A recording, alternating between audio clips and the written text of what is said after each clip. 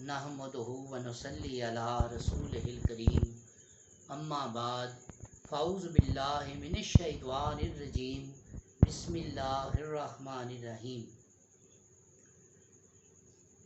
कुल हुवल्लाहु अहद अल्लाहुस समद लम यलिद व लम यूलद व लम यकुल लहु कुफुवन अहद।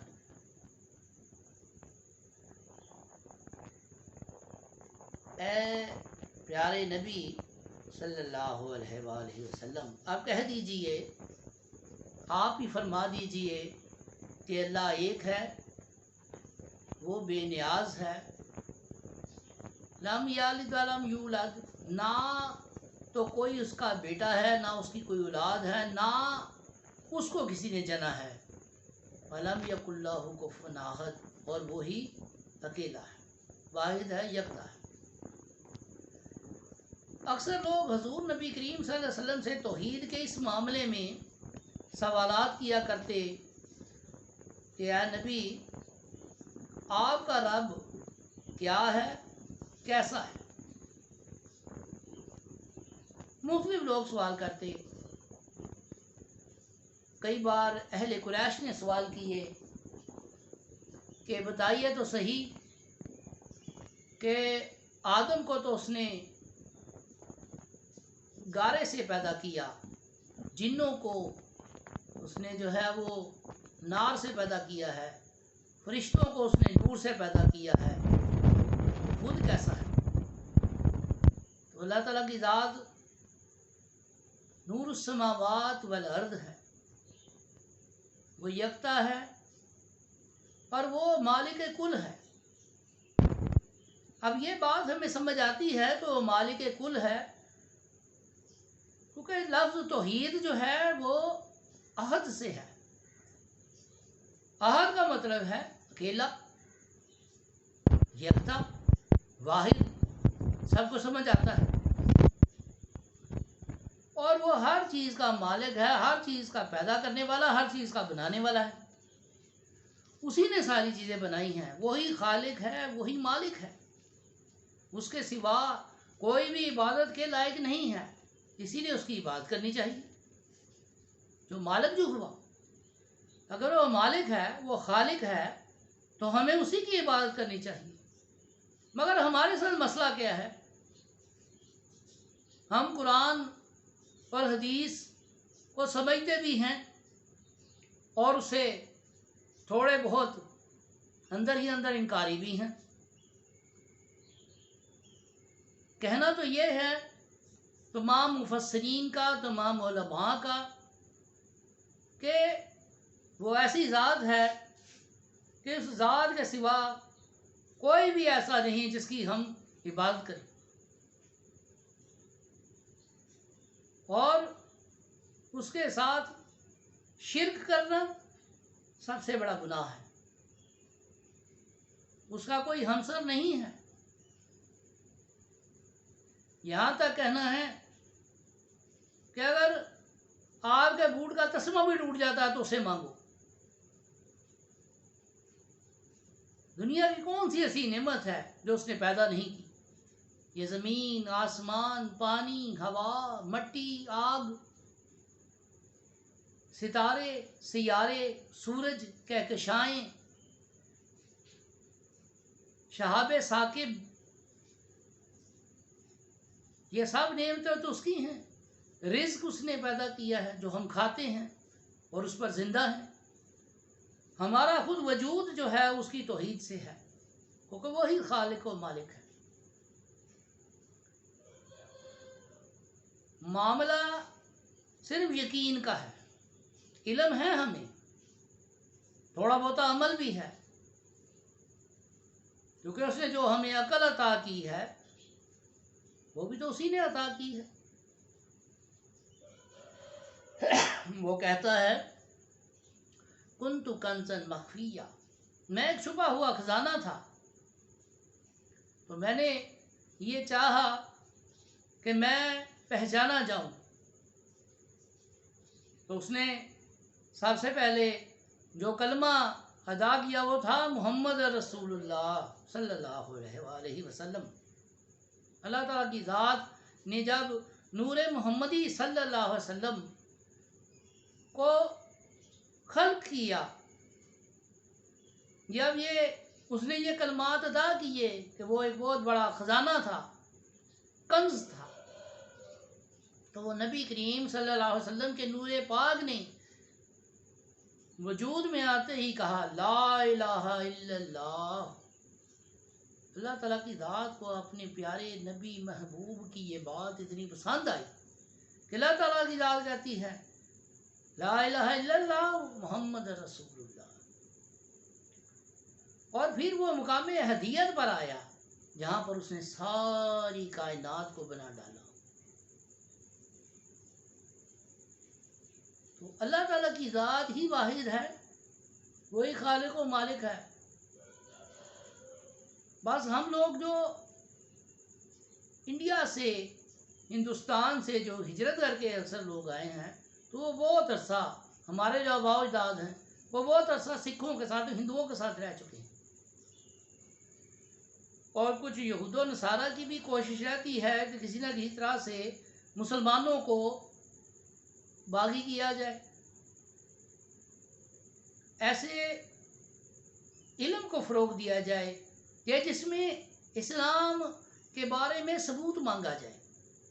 ثبوت مانگتے ہیں لوگ آج کل، سائنس کی جو ہے وہ بڑی پیروی کرتے ہیں، اور کسی کو کہا جائے کہ اللہ تعالیٰ کی ذات کو سجدہ لمبا کیا کرو، وہ کیوں؟ رکوع میں زیادہ وقت لگایا کرو، وہ کیوں؟ یہ کیوں ہی لے بیٹھی ہے انسان کو؟ ہم اپنے افسر سے تو بہت زیادہ ڈرتے ہیں، بڑے تیار ہو کر جاتے ہیں اس کے سامنے، بڑے وقت پر جاتے ہیں، کپڑوں کی تریزیں ٹھیک کرتے رہتے ہیں، ایک دوسرے سے پوچھتے رہتے ہیں میں ٹھیک لگ رہا ہوں، مجھے کچھ کہے گا تو نہیں۔ لیکن جب نماز کا وقت آتا ہے جہاں پر سب سے بڑی توحید کی جو ہے وہ انسان جو ہے وہ ثبوت پیش کرتا ہے کہ ہاں میں تجھے مانتا ہوں، تو واحد ہے، تو ہی یکتا ہے، تو ہی اولا ہے، تو ہی عرفہ ہے، تو ہی اعلیٰ ہے، تو وہاں پر انسان کیا کرتا ہے؟ وہاں پر بس ٹھیک ہے، آدھا الٹا پلٹا وضو کیا، ٹوپی پہن لی، اور بال جو ہیں وہ ہاتھ سے سیدھے کر لیے۔ اگر افسر کے سامنے قمیض کے اوپر کوئی داغ لگا چھوٹا سا بھی تو وہ نہیں پہننا، بولنا ہے استری کرنے والے کو تو نے دیکھا نہیں، تجھے نظر نہیں آتا، میری بےزتی ہو جائے گی۔ اور اللہ کے سامنے کچھ بھی نہیں، جائے نماز ہے نہیں ہے، سر پر ٹوپی ہے ٹھیک ہے، نہیں ہے تو کوئی بات نہیں، کوئی نہیں، اللہ بہتر جانتا ہے۔ اس طرح کے جو معاملات ہیں یہ مین میں ہیں، اللہ کے کام میں نکالنا اس کو نہ ماننے کے برابر ہے۔ کسی کو کہا جائے کہ اللہ تعالیٰ کی ذات جو ہے وہ قرآن میں بیان کرتی فَبِأَيِّ آلَاءِ رَبِّكُمَا تُكَذِّبَانِ، میری کس کس نعمت کو جھٹلاؤ گے؟ تو کہا جائے گی وہ آسمان ہاں بھی ہوگا، اسے تو ہونا ہی تھا، بارش نہیں ہو رہی، بارش ہو رہی ہے، ہاں جی ہو رہی ہے، اس نے تو ہونا ہی تھا۔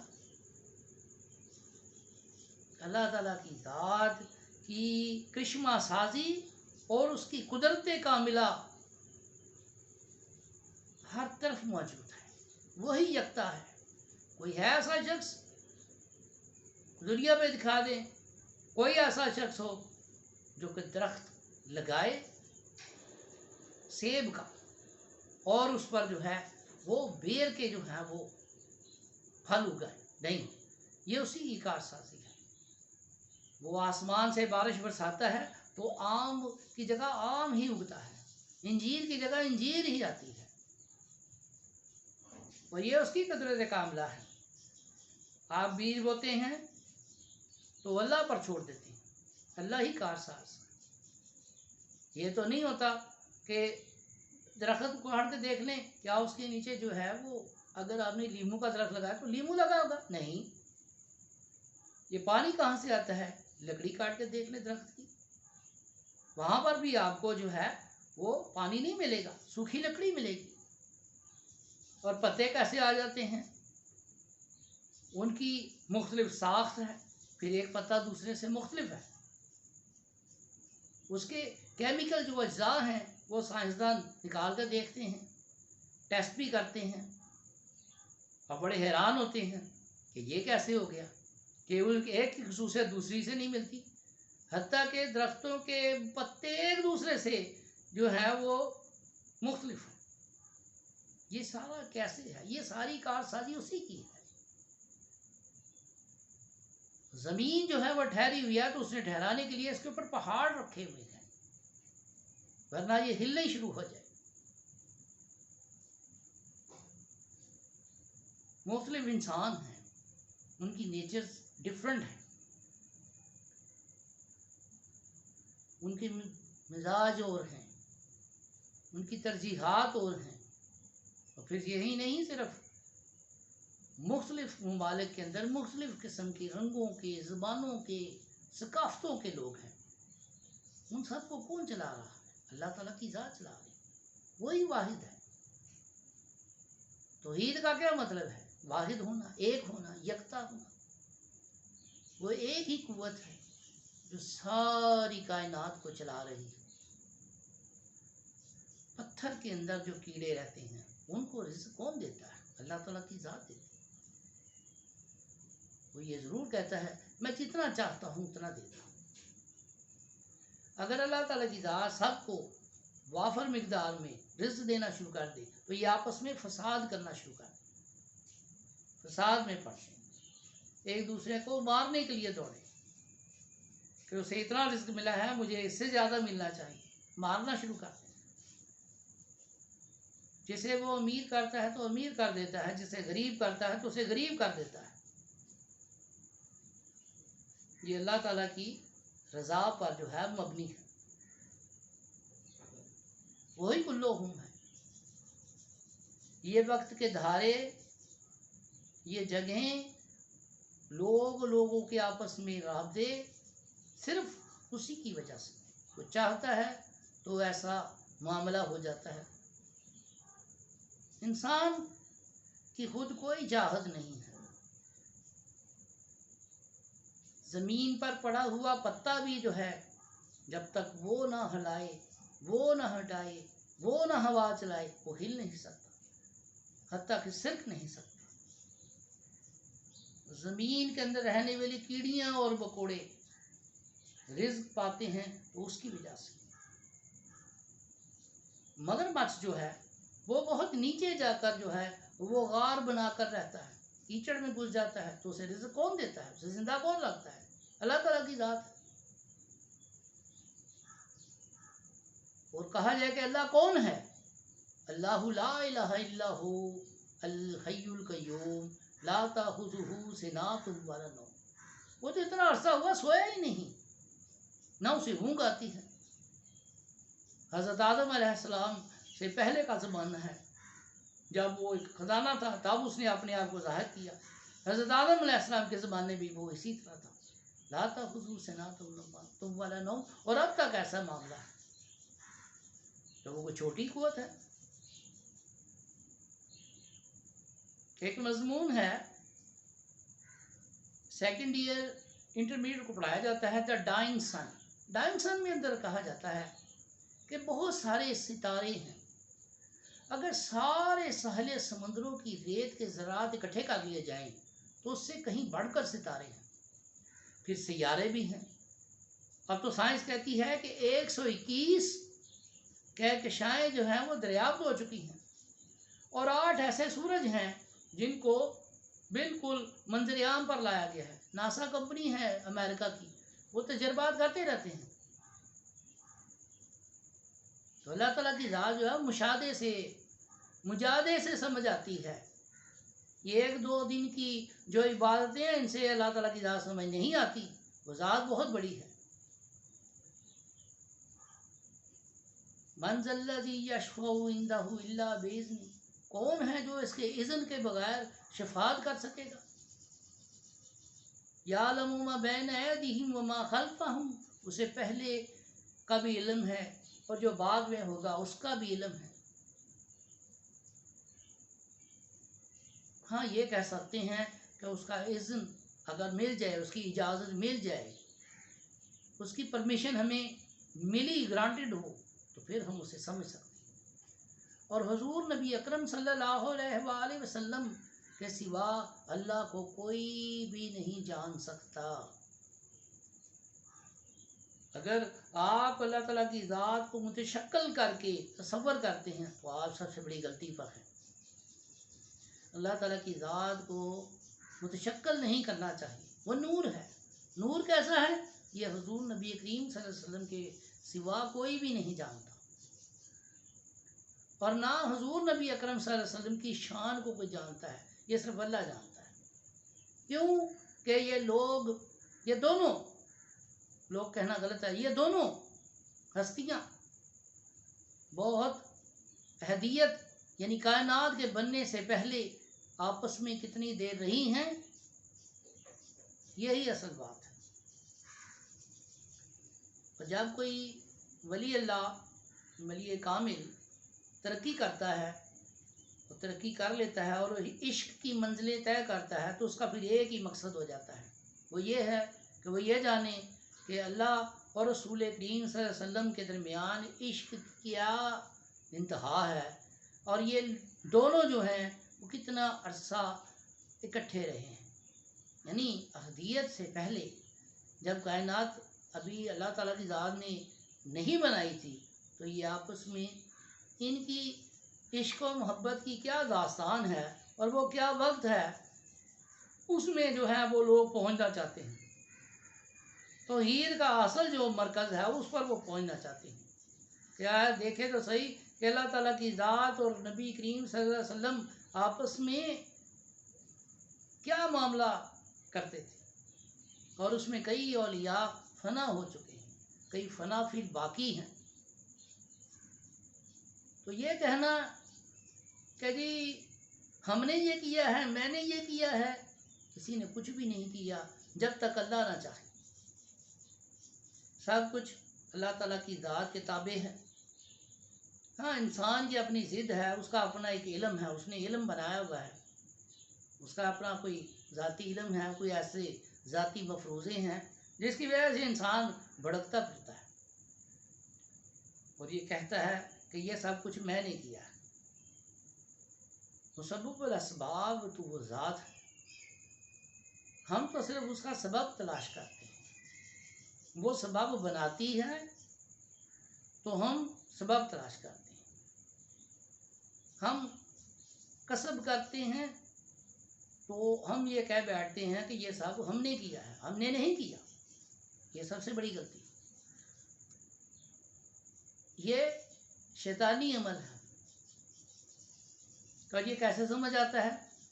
بے شک آپ کے پاس عقل ہے، علم بھی ہے، عمل بھی ہے، مگر عشق نہیں ہے.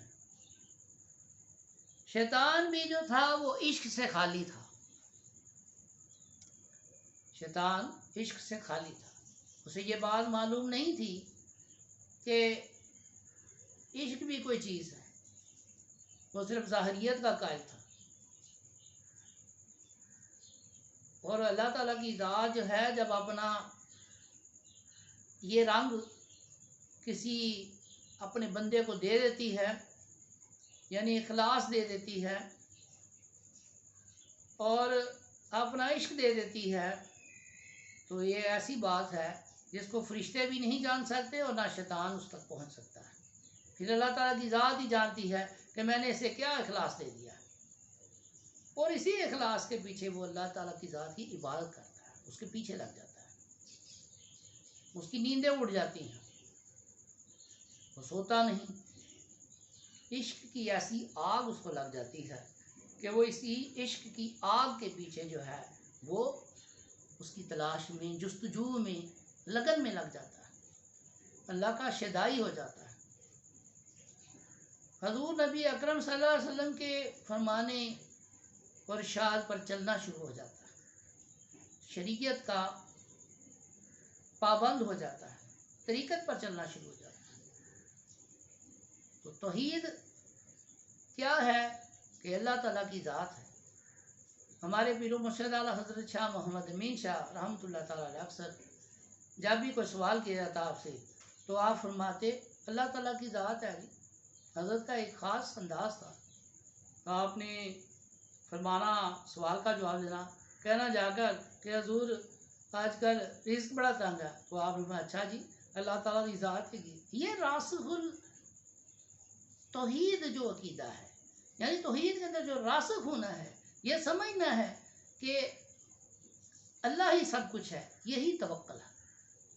یہ بھروسہ ہے اس پر، یہ یقین ہے اس کے اوپر. مگر ہم اپنی طاقتوں پر، اپنی قوتوں پر، اپنی علمیت پر جو زیادہ زور دیتے ہیں وہ غلط ہے. اور اسی بات کو ماننے جو اللہ تعالیٰ کی ذات کہتی ہے، وَأَطِیعُوا اللَّهَ وَأَطِیعُوا الرَّسُولَ وَأَطِیعُوا الرَّسُولَ فَقَدْ أَطَاعَ اللَّهَ. اور جو اللہ تعالیٰ کی ذات کہتی ہے، جو رسول کہتا ہے اس کو مان لو. اور جو جس چیز سے وہ تمہیں منع کرتا ہے منع ہو جو، کیونکہ اس کا کہنا میرا کہنا ہے. تو اللہ تعالیٰ کی ذات کی توحید کو سمجھنے کے لیے سورہ اخلاص کا ترجمہ اور تفسیر پڑھی، آپ کو پتہ چل جائے گا کہ اس کا کوئی ہمسر نہیں، اس جیسا کوئی نہیں، اس کا شریک نہیں. اور یہ جو ہمارے عقیدے ہیں، جو ہم اپنے عقیدے بنا بنا کر بیٹھے ہوئے ہیں کہ جی وہ فلاں جو ہے فلاں ایسے کام کرتا ہے، نہیں، ایسی کوئی بات نہیں.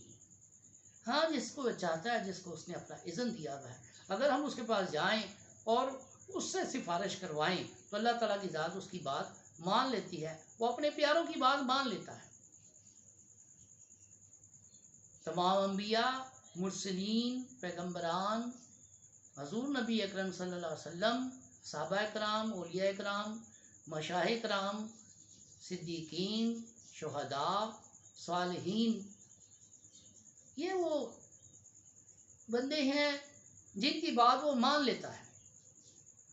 وہ خود کہتا ہے کہ مجھے وسیلہ پیش کرو گے تو میں مان لوں گا. اب ہر کوئی ایسے نہیں ہے کہ پاور ہاؤس جا کر جو ہے وہ بلب جلائے، یا اس نے پانی لینا ہے تو بڑا جو ٹیوب ویل ہے اس پر جا کر وہ نیچے برتن رکھے گا تو اس کی دھار تیز ہوگی، وہ پانی نہیں لے سکے گا. کیا کرے گا؟ وہ پانی کا ایک پائپ لگائے گا، اپنے گھر تک پہنچائے گا تاکہ جتنی اس کی ضرورت ہے اس کے مطابق اس کو ملے. تو یہ لوگ وسیلہ ہیں. ہم ان کی سیرت کو پڑھیں، ہم ان کی زندگیوں کو پڑھیں تو ہمیں معلوم ہوتا ہے کہ انہوں نے کس طرح سے جد و جہد کی ہے اپنی زندگیوں میں، اپنے ازمنہ میں، یعنی زمانے میں کس طرح انہوں نے طور طریقہ رکھا ہے، شریعت پر کیسے چلے ہیں، اور انہوں نے اللہ کو ایک مانا. قرآن گواہ ہے اور وہ کہتا ہے بار بار کہ اللہ کو پکارو، اللہ کو یا رحمان کہہ کے پکارو، ایک ہی بات ہے. اس کے اسماء الحسنہ جو ہیں وہ اس بات کی شہادت دیتے ہیں کہ اللہ تعالیٰ کی ذات ایک ہے. چاہے اسے رحمان کہہ لیں، رحیم کہہ لیں، اسے چاہے رشید کہہ لیں، چاہے اسے آپ غفور کہہ لیں، رحیم کہہ لیں، پہنچتا انسان وحدت پر ہی. وحدت الوجود جو ذات ہے وہ اللہ تعالیٰ کی ذات ہے، اس کے سوا کوئی معبود نہیں. کلمہ حق لا الہ الا اللہ محمد رسول اللہ، کوئی معبود نہیں ہے سوائے اللہ کے. الا اللہ سب سے بڑا خزانہ ہے.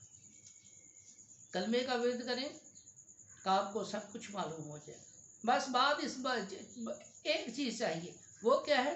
محبت، عشق سے، خاص دھیان سے، توجہ سے. طوطے کی رٹ کی طرح نہیں کہ پڑھ لیا بس ٹھیک ہے. گہرائی میں جا کر، جتنا گہرائی میں جا کر انسان کو علم حاصل ہوتا ہے وہ ظاہری سطح پر رہ کر نہیں ہوتا. اس یقین کے ساتھ کلمے کو بار بار پڑھیں کہ آپ جو ہیں وہ اس قابل ہو جائیں کہ اس کی وحدانیت کو سمجھ سکیں کہ کل عالم، اسباب، معاملات، افعال، حرکات، سکنات، ہمارے جتنے بھی ہیں سب کا مالک ایک ہے. سب اسباب اس سے ہیں.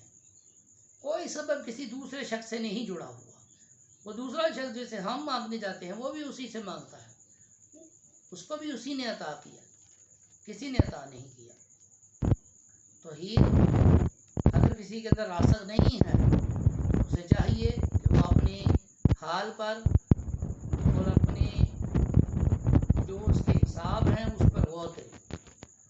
اللہ تعالیٰ کی ذات ہی سب اسباب کی مالک ہے، خالق ہے، اور کلہم ہے.